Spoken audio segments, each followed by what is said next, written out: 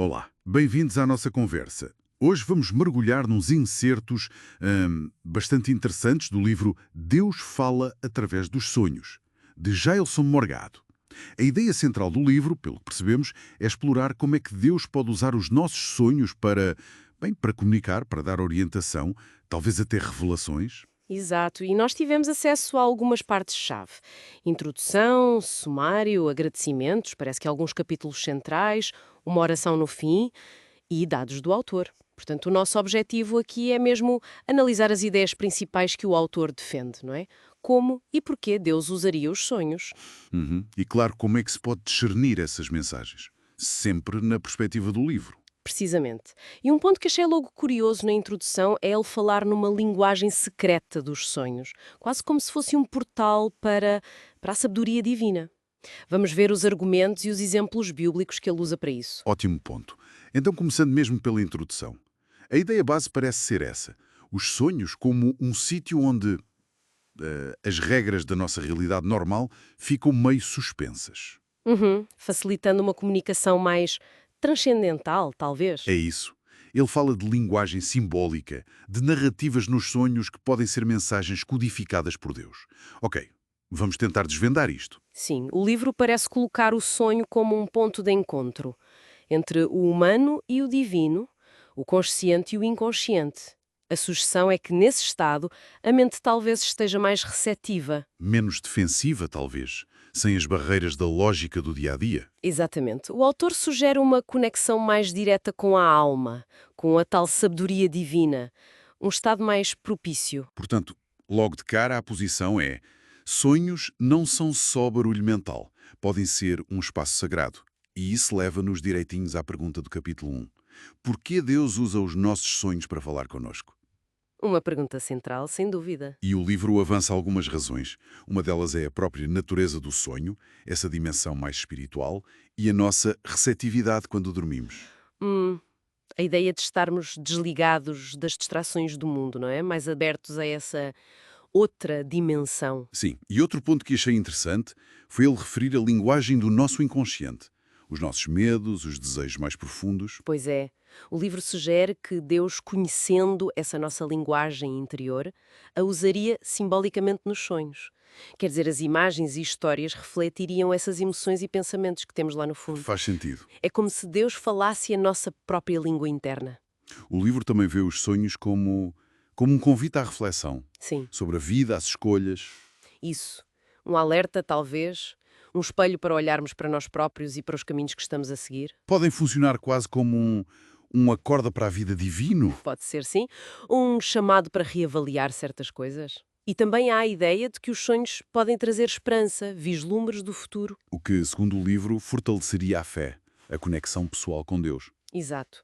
E para apoiar isto tudo, o livro usa exemplos bíblicos, claro. E aqui é que é fascinante ver como ele argumenta que Deus usa este meio tão íntimo. Sim, ele entra em exemplos concretos. O José do Egito é um caso clássico que ele cita, não é? Aqueles sonhos da juventude. Precisamente. Os sonhos dos feixes de trigo e dos astros. O livro interpreta-os como anúncios claros do futuro de liderança dele. Uma mensagem bem direta, apesar de simbólica. Uhum. E o outro José, o pai adotivo de Jesus. Também as instruções que ele recebeu em sonho para fugir para o Egito e depois para voltar. Aí o livro usa como exemplo de orientação e proteção divina muito práticas, muito diretas. E ainda menciona Jeremias 33.3. Clama a mim e responder-te-ei. Sim, sugerindo que os sonhos podem ser uma das formas dessa resposta de Deus. O argumento principal do capítulo parece ser este. Deus escolheria os sonhos pela intimidade e por contornarem as nossas defesas racionais, usando símbolos pessoais para nos guiar, corrigir ou inspirar. Ok, percebido o porquê, segundo o autor. Mas e o como? O capítulo 2 entra nisso, entendendo a forma como Deus fala através dos sonhos. Como é que isto acontece na prática? Bem, ele começa por dizer que interpretar sonhos não é matemática. Não é. Exige paciência, discernimento e fé. Claro, não deve haver uma fórmula mágica. Não. Mas ele volta a alguns motivos para Deus usar este meio. A acessibilidade, por exemplo. Quase toda a gente sonha, é uma experiência comum. E a profundidade emocional que os sonhos podem ter. Isso. O autor acha que essa intensidade emocional e espiritual que sentimos nos sonhos facilita receber mensagens importantes. e volta a insistir no simbolismo. A tal linguagem simbólica. Sim, a ideia de que as imagens e histórias não são para ser lidas à letra. São mais como metáforas, códigos que representam verdades ou mensagens mais profundas. Entendido. Transmitir ideias complexas de uma forma que ressoa mais conosco, talvez. Exatamente. O livro descreve a comunicação como sendo muitas vezes não verbal, que ultrapassa a lógica e acede a partes mais profundas da mente e da alma. Uma ponte entre o material e o espiritual. E para mostrar a variedade disto, o capítulo 2 dá imensos exemplos bíblicos. A lista é lume. É mesmo. Talvez não precisemos de passar por todos, mas podemos destacar alguns que mostrem essa diversidade que o livro aponta. Sim, parece-me bem. Por exemplo, Olha, temos o José outra vez, no Egito, a interpretar os sonhos do faraó. Aquelas vacas magras e gordas, as espigas. aí o propósito era mais nacional, não é? Um aviso, Exato. revelação para a nação, aviso, preparação. Completamente diferente, por exemplo, da visão de Pedro sobre o lençol com os animais. Ah, sim, em Atos. Isso. O livro interpreta aquilo como um sonho simbólico que mudou o rumo da igreja em relação aos gentios. Outro tipo de mensagem. E o livro ainda menciona outros como o sonho da mulher de Pilatos. Sim, como um aviso. Ou as visões de Paulo como orientação missionária. Ou Daniel a interpretar os sonhos de Nabucodonosor como profecia pura. Percebe-se a ideia? O livro usa esta variedade toda para dizer, olhem, Deus comunica por sonhos de muitas formas. Pode ser pessoal, coletivo, aviso, instrução, profecia, e isto tem base bíblica. Basicamente, a comunicação é versátil, adaptada à situação, usando símbolos, emoções ou até ordens diretas, segundo esta perspectiva. Mas claro, esta variedade e a natureza tão pessoal dos sonhos levantam logo a questão seguinte, que o capítulo 3 aborda, a importância de discernirmos a voz de Deus através dos sonhos. Fundamental. Porque o livro o alerta, nem todo sonho vem de Deus. Pois, essa ressalva é crucial. O autor diz que muitos sonhos são só eco do dia-a-dia, ansiedades, até outras influências. Daí a necessidade de critérios para discernir. E o que é que o livro entende por discernimento aqui? Parece ser essa capacidade de distinguir a origem do sonho, não é? Se vem de Deus, da nossa cabeça ou de outro sítio. Exato. E como é que se faz isso, segundo o autor? Ele propõe critérios. O primeiro é ter sensibilidade espiritual. O que é isso exatamente? Parece ser uma sintonia fina com as coisas de Deus, algo que se desenvolve com uma relação próxima com Ele. E essa relação próxima é outro critério. Oração, ler a Bíblia, comunhão. Sim. E ele aponta a orientação do Espírito Santo como chave. Cita mesmo João 14:26. E também a importância de pedir sabedoria a Deus, como diz Tiago 1:5. Um ponto que parece central é o alinhamento com a Bíblia. Sem dúvida. A afirmação é muito clara no livro. Deus não se contradiz. Qualquer mensagem num sonho tem de estar em linha com a sua palavra revelada. Faz todo o sentido. Ele cita 2 Timóteo 3,16 sobre a escritura ser inspirada e útil para ensinar e corrigir, e 1 Tessalonicenses 5:20-21 para examinar tudo e ficar com o que é bom. O autor fala também de humildade. Estar disposto a submeter a interpretação, a aceitar correção. Isso, e verificar se a mensagem combina com o caráter de Deus. Amor, justiça, santidade.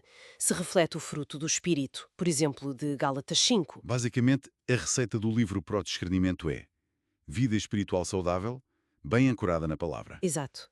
Ele ainda cita Romanos 8:16 sobre o testemunho interior do Espírito e Romanos 12:2 sobre renovar a mente, como ajudas neste processo. Mas isto levanta uma questão interessante. Como é que o livro sugere que se equilibre a experiência do sonho, que é tão subjetiva, não é? A sensação que ele deixa, com estes critérios mais objetivos, como a Bíblia. Essa é a grande questão, sem dúvida. O livro parece apontar para uma combinação. A experiência interna, a paz, a convicção que o sonho pode trazer, tem de ser validada pela conformidade externa. Com a Escritura, com o caráter de Deus. E, por vezes, até pelo conselho de outros cristãos maduros. Ele refere Lucas 8:17 sobre trazer as coisas à luz. A ideia-chave deste capítulo é, sim, os sonhos são válidos, mas filtrem-nos com disciplina espiritual e verdade bíblica. Ok, uma abordagem combinada, percebido. E depois, no capítulo 4, o foco fica ainda mais prático. Como identificar os sinais de Deus nos sonhos? Ele dá tipo uma checklist? Quase isso, uma lista de indicadores. Por exemplo, uma sensação de paz, de tranquilidade ligada ao sonho, mesmo que o sonho em si seja difícil ou assustador. Curioso isso. Paz mesmo num sonho mau. Aparentemente sim, a paz viria da origem divina, não necessariamente do conteúdo. Outro sinal seria a repetição, padrões, imagens, símbolos que voltam a aparecer em sonhos diferentes. Como se Deus estivesse a insistir em algo. Exato. E claro, volta a frisar o alinhamento com a palavra de Deus. E também uma convicção interior forte, quase uma certeza, de que aquilo vem mesmo de Deus. Uhum. E mais? Menciona que o sonho pode surgir como resposta direta a orações ou preocupações que a pessoa tem. Tipo, pediu orientação sobre X e sonha algo relacionado. Uma resposta personalizada. Isso. Outros indicadores seriam o impacto profundo do sonho, a relevância para a vida da pessoa naquele momento, a clareza e a memória invulgar do sonho e se produz frutos positivos. Frutos como? Crescimento espiritual, mudança de atitude. Exatamente. Arrependimento, uma mudança construtiva. E o livro sugere também ferramentas práticas para ajudar nisto. Ah, sim. Como quê? Manter um diário de sonhos. Para poder reler, analisar padrões com mais calma, Uma boa ideia realmente. buscar interpretação com humildade, pedir clareza a Deus em oração, examinar bem o contexto do sonho, os detalhes, as emoções sentidas. E volta a falar em partilhar com líderes ou irmãos maduros. Sim, mas sempre com discernimento e manter-se sensível ao Espírito Santo. E o mais importante, talvez, aplicar as mensagens que se discernem como sendo de Deus. Ou seja, não ficar só na teoria. Exato. E este capítulo reforça a ideia dos sonhos como canal legítimo, citando Números 12.6, onde Deus diz que falaria com profetas em sonhos, e a promessa de Joel 2.28. Volta a mencionar o anjo a falar com José, Daniel a interpretar sonhos. O resultado é um conjunto de sinais, internos, externos, padrões, impacto que o autor sugere que podem indicar a mão de Deus num sonho. Ok. Depois dessa exploração toda sobre sonhos em si, o livro parece mudar um pouco o foco nas sessões finais. Tem lá uma oração de concordância. O que é isso? Bem, parece ser uma oração guiada, passo a passo, para alguém que queira aceitar Jesus Cristo como Salvador. O autor usa a ideia de Mateus 18 sobre concordar em oração e a ideia de Jesus como o caminho para formular uma oração de entrega, de confissão de pecados e aceitação da salvação, com o objetivo final de ter o nome escrito no livro da vida. E a seguir a essa oração? Aí vem um apelo mais direto para o leitor se tornar um semeador, um parceiro no ministério do autor. Apoiando financeiramente? Sim, ele fornece dados de contas bancárias, contatos para doações ou mesmo para o convidarem para palestras e ministrações. E pede testemunhos também, não é? E lista outros livros dele. Isso mesmo. Pede aos leitores para contarem como o livro os ajudou e lista outros títulos sobre temas como vitória, batalha espiritual, prosperidade bíblica, avivamento, anjos. Estas partes finais funcionam claramente como um chamado à ação e um convite para participar no ministério dele, depois de toda a exploração sobre os sonhos. Então, fazendo aqui um resumo da nossa conversa sobre estes certos de Deus fala através dos sonhos. Vimos como o autor apresenta os sonhos como um canal sério de comunicação divina. Ele detalha as razões para isso, as formas como poderia acontecer. E oferece um guia prático, baseado na sua interpretação da Bíblia e na sua experiência, para tentar discernir e identificar essas mensagens. Apresentamos a visão do livro, não é? Como ele constrói o argumento. É uma ferramenta para quem quer entender os sonhos por esta ótica espiritual específica. Exatamente. A nossa análise focou-se no conteúdo que tínhamos disponível nestes certos. E talvez para terminar fique uma reflexão que este material suscita. Considerando a natureza tão pessoal, tão simbólica dos sonhos, como o livro descreve, e mesmo aplicando os critérios de discernimento que o autor propõe, qual será o maior desafio em separar o que pode ser uma mensagem divina daquilo que são só as projeções da nossa mente, os nossos medos, os nossos desejos? É uma boa pergunta. Fica a questão, não é? Sobre essa busca pessoal por significado e orientação num território tão íntimo